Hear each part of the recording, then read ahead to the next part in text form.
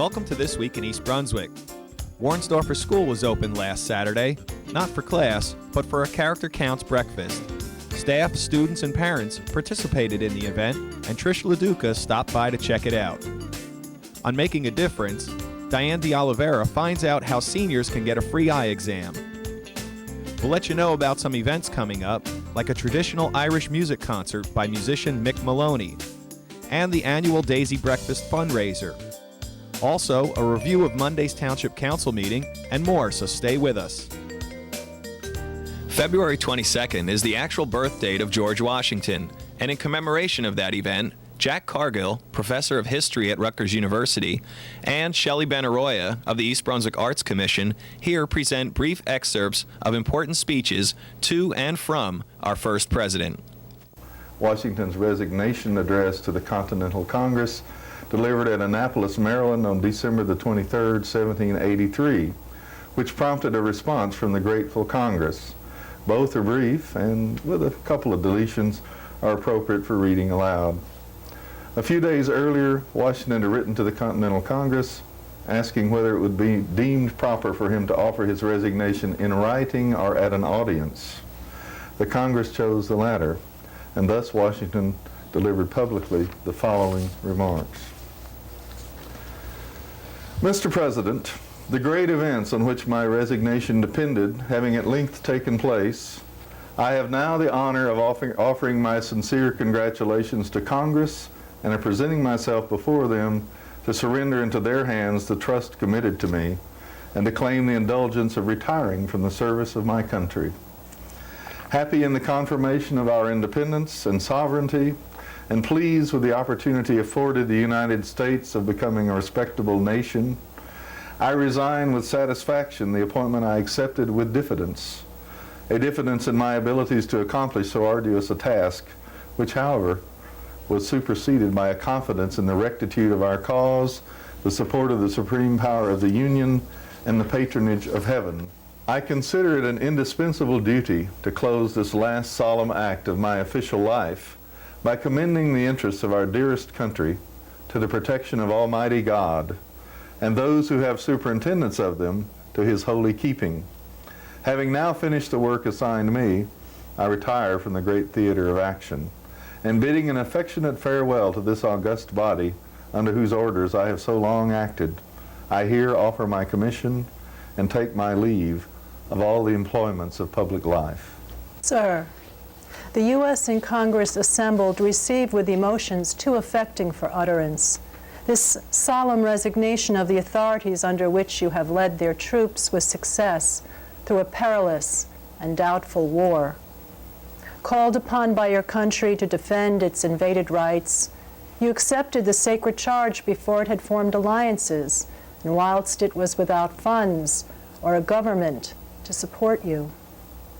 You have conducted the great military contest with wisdom and fortitude, invariably regarding the rights of the civil power through all disasters and changes. You have, by the love and confidence of your fellow citizens, enabled them to display their martial genius and transmit their fame to posterity.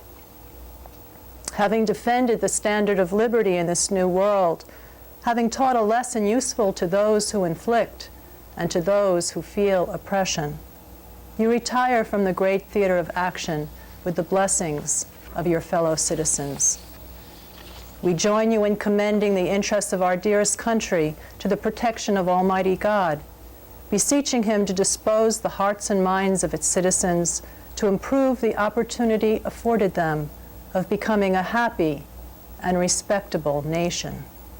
And for you, we address to Him our earnest prayers that a life so beloved may be fostered with all His care, that your days may be happy as they have been illustrious, and that He will finally give you that reward which this world cannot give.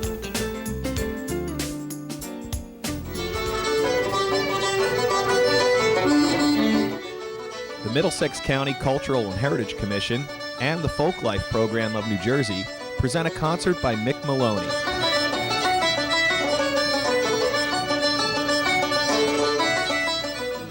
a night of traditional Irish music, song, and dance, Wednesday, March 10th at 7 p.m.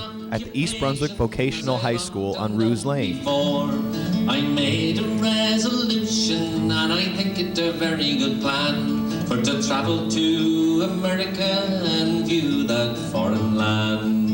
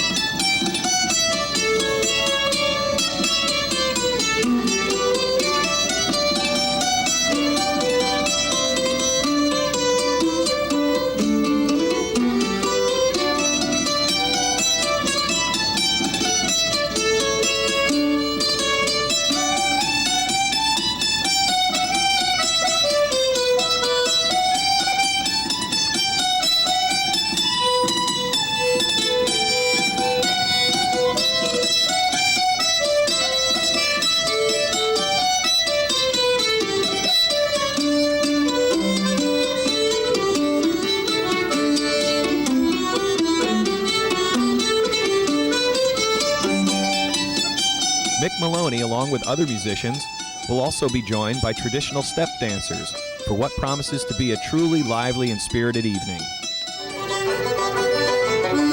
The concert is free of charge, however, registration is required by calling the Commission at 732-745-4489.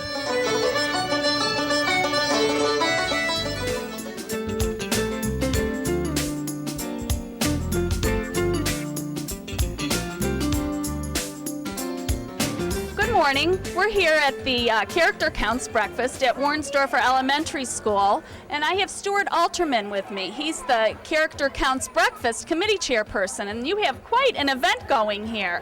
Lots of kids with their parents. Can you tell us a little bit about the event and how it came about? Sure. I mean, it's pretty amazing how it all came about. I mean, we decided to adopt the theme of the school, which was Character Counts, and then our decorating committee went wild. There's decorations all over the place, and it's just, I walked in here and it's amazing. That's the one word I would use to describe this event, amazing. I noticed there's stations, and there's also lots of older kids here, kids that don't go to Warnsdorfer. They're from the East Brunswick Youth Council. Yeah, let me tell you a little bit about that. Okay, we have the different stations we have set up. Okay, one is the kids can create a tile, something about character, an 8x8 tile that will be permanently mounted in the school. Then we have you can write a letter to a serviceman. Okay, and we have the Army and the Marines here to greet the kids, to talk to them about what it's all about. So extend a greeting to a serviceman. We also have a really neat trust game, okay, where the kids lead another kid blindfolded through an obstacle course. Okay, so that just shows another character trait of trust. And one other really neat thing we have is it's called a chain of character. We have these paper people that the children decorate, put their names on it, and what character trait, and those are going to get chained around in the front lobby. So there's a lot of lasting memories and tributes that'll be in the school long after this event is passed. And as far as the other children, the kids that are working here, the Youth Council has been fabulous. I mean, they're just like all over the place, everywhere, super responsible, and they're very enthusiastic. I couldn't ask for a better crew to work with. Fantastic. I know that there was also some help and support from some other organizations around the community. Yeah, some of the other organizations that help, we got a lot of donations. Home Depot, AC Moore, some corporate sponsorship, Prudential, SG Cowan, which is a securities company, a lot of the faculty and staff in Warnsdorfer, a lot of the community came out and they did all wonderful baking. Dunkin' Donuts donated a whole lot of donuts. Bagel Giant, all the bagels. So yeah, everybody really supported us. Okay. As well as the foundation. And the foundation gave us a really nice $500 grant to put a lot of this together because they really saw what we were doing and they really believed in it, and we're showing them, we're putting their money to good work.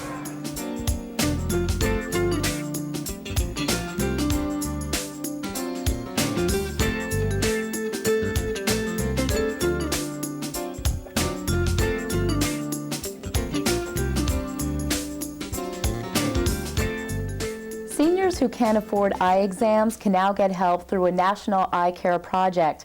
Hi, I'm Diane DeOliveira, and with me today is Dr. Robert Scharfman to talk about Eye Care America. Thank you for being with me today, Dr. Scharfman. Thank you. How many doctors participate in this program? Well, roughly there are about 7,000 doctors throughout the United States who are participating in the Eye Care Project. So how does this Eye Care Project work? Well, it's a project designed to get seniors eye care exams at no out-of-pocket expense. There's a intake phone number that you call, 1-800-222-EYES, and at that conversation they will screen people to determine if they're eligible. To be eligible, you need to be over 65. You can't have had an eye exam within 3 years, and you can't be in an HMO or a member of the VA, because those entities can give you eye care exams, again, at no out-of-pocket expense. How great is the need for such a project like this? Being that you have an office in Old Bridge, do you see a lot of seniors who come in and then they realize they don't have insurance or they're not covered? Yeah, it's actually a very good project. There are a lot of people out there who, for many different reasons, don't get their eyes checked, be it fear, be it cost. But the nice thing about this project is it really takes away that excuse for not getting your eyes examined. And people over 65 have a lot of eye problems, unfortunately, and some of them they don't even know that they're having problems, such as glaucoma or diabetes or macular degeneration.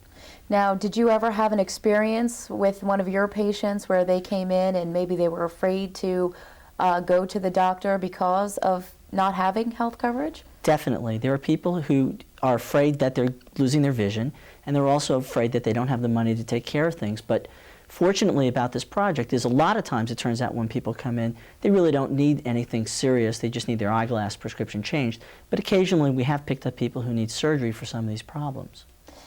Now, again, you mentioned that there are some ways you can be eligible and not eligible. What would disqualify a senior from being able to participate? Well, again, if you have an HMO, you have to go through your HMO. The National Eye Care Project was able to obtain a waiver from Medicare, from the government, to allow doctors to see Medicare patients and not have to bill them for their deductibles and for their copays. So again, they will do that evaluation at the intake phone call, and that number is 1-800-222-EYES.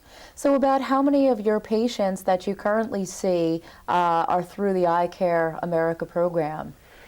Not that many, but I'm sad to say I wish there were more, because I think it really reflects people don't know about the program, people are afraid to come, and there are a lot of ophthalmologists who have volunteered to participate in this great program. How long has the program been around? Has it been a while? It's been around for at least a number of years. I'm not sure of the exact date of it, but they've probably seen close to 50 to 100,000 people through the project over the period of years that it's been around. So Dr. Scharfman, how did you find out about this? Was it something that the government mailed you information on, or did you inquire about it? No. I'm active in our societies, in the ophthalmologic societies, and this is one of the things that's done. It's actually done through the American Academy of Ophthalmology in conjunction with the Knights Templar Foundation. What else about this program do you want people to know? I think it's a good program. I think it really is designed to get people to get their eyes checked. So much of eye problems are treatable as long as you get to them before the problems become really bad. So does this just cover the actual eye exam? What about if the senior citizen needs glasses or their eyes are in much worse condition and maybe they do need an operation? It actually covers the medical treatment on the doctor's part through surgery for a period of a year. So if you need surgery, it's going to be covered. Now, as far as medications, there are a number of different programs around which can get people medications, hardship. Certainly we can help direct patients to get the services that they need.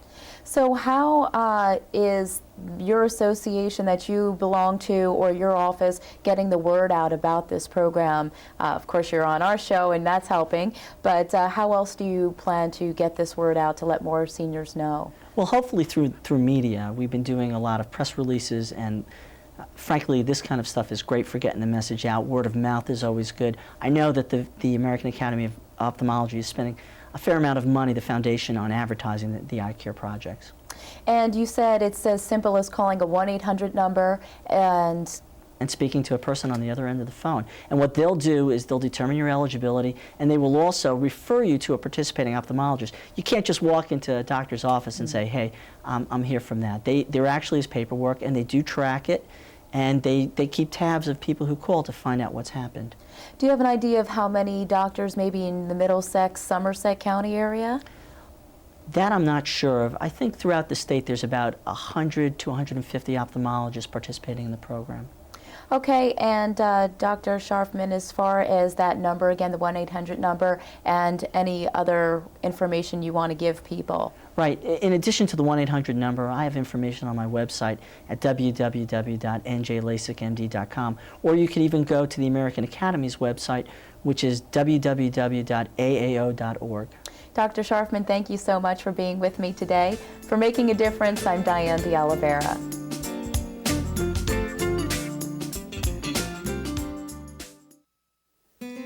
Mark your calendars now for Sunday, March 21st for the 21st Annual Daisy Breakfast at the Brunswick Hilton in East Brunswick. The annual Daisy Breakfast is one of the biggest fundraising events for Camp Daisy here in town. Enjoy a wonderful breakfast with juice, coffee, rolls, bacon, eggs, pancakes, and more in a great atmosphere. Take the whole family. Call the neighbors. Tickets are only $10 and just $2 for children under 10. All proceeds go directly to Camp Daisy because there's no overhead. The beautiful space, staff, and food are all donated. So come out and participate in this wonderful event Sunday, March 21st, 8 a.m. to 1 p.m. at the Brunswick Hilton on Route 18 in East Brunswick. Oh, and the parking is free. For advance tickets, call the Recreation Office at 732-390-6797. At last Monday's Town Council meeting, Mayor Neary recognized the St. Bart's Buffaloes with 3 proclamations. One for the Pee Wee football team, one for the Junior Pee Wee football team, and one for the Junior Pee Wee cheerleaders. Each team was recognized for placing first in a competition. Now, here's Mayor Neary's proclamation for the Buffaloes Pee Wee football team. Whereas for over 30 years, St. Bart's Buffaloes Pop Warner football and cheerleading has helped boys and girls believe in themselves and achieve their best on the field and in the classroom.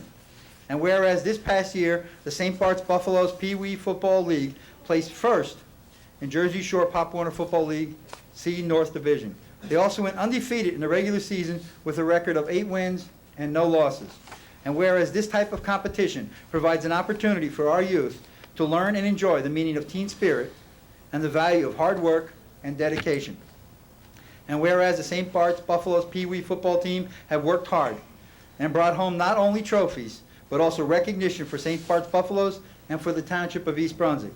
Now therefore be it proclaimed that I, William Neary, Mayor of the Township of East Brunswick, congratulates the St. Bart's Buffaloes Pee Wee football team, including their coaches and their advisors, for their winning first place, and commend them for exhibiting qualities of dedication, perseverance, and self-sacrifice throughout the entire season. Congratulations, gentlemen. Later that night, the mayor spoke about the bus contract in his report.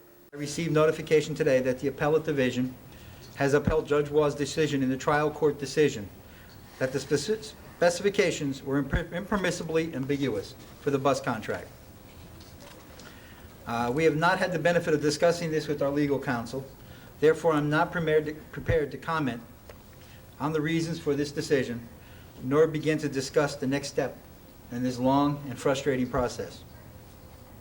I will say, however, that the court found that the language dealing with frequency of service was ambiguous, since both parties interpreted our requirements in a different manner. I have scheduled a meeting with our legal counsel to explore this issue in depth and for guidance on how to proceed.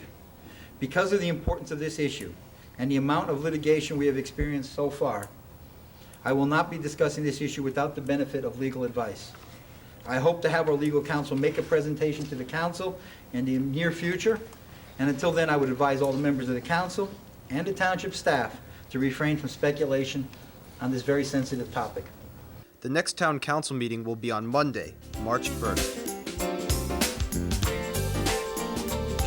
Welcome to This Week at Mason Gross. I'm your host, Meg France, and today our guest is the Mason Gross Dean, George Stauffer, who has been the Mason Gross Dean since the summer of 2000. Today he joins us to talk about our annual event, Rutgers in New York, this year being Rutgers Dance at the Kaye. Dean Stauffer, welcome. Thank you for joining us. Thank you, Meg. It's a pleasure to be here. Great. So tell us a little bit about the event. When's it going to be? Where? This event will be at the Kaye Playhouse on East 68th Street, and it will be on March 31st. That's a Wednesday at 8 p.m. Wonderful. I understand this is Mason Gross's 4th trip to New York for the Rutgers in New York series. Can you tell us a little bit about the history? It is indeed the 4th event. When I arrived at Mason Gross, it was my feeling that the school needed a broader profile, and also that we needed to give our students, New Jersey students, the opportunity to perform in the cultural capital of the world, which is New York and Manhattan in particular. So we initiated a series of events. Beginning in 2001, we took Avery Fisher Hall by storm with our orchestra and choruses. And in 2002, we went to the Majestic Theater, home of the Phantom of the Opera, and presented a showcase of our theater and drama students. And in 2003, we went to the Bill Maines Art Gallery in Chelsea with an art exhibition by our students. In each case, these events incorporated student work as well as faculty and alumni pieces. So why is it that the local community here in New Jersey should travel to New York to see this event? Because we hope that local New Jerseyans will have pride in their university and their students and take the opportunity to see them on the stage in the greatest cultural center in the world, New York. For our students, this is an extraordinary opportunity to show that they can compete with the very best, and it's also an opportunity for the Mason Gross School and for Rutgers to show that we are one of the top institutions in the country. Excellent. So what can we expect to see at Rutgers Dance at the Kaye? At the Rutgers Dance at the Kaye, you will see our students taking part in the dances, and we will see choreography by faculty members Julia Ritter, John Evans, and Randy James, and also work by David Parsons, The Envelope, which we performed here on campus under David's direction. And also as choreographers, we will have alumnae Lisa Race and Cleo Mack perform with their dance troupes in choreographies of their own production. And we will also have a student choreographer, and this will be Michelle Silk, one of our prize BFA students. Great. Now that each discipline will have traveled to Manhattan one time, do you plan on continuing the series next year? Yes, absolutely. Music is next in the cycle, coming up for their 2nd time, and we are looking to Carnegie Hall for a concert with our orchestra and our choruses and perhaps some other ensembles as well. Great. Dean Stauffer, how can one go about purchasing tickets for this event? One can obtain tickets directly at the Kaye box office at 68th and Lexington, or one can call the Kaye box office and reserve tickets. That number is 212-772-4448. Or one can find information by calling our box office number, and that is 732-932-7511.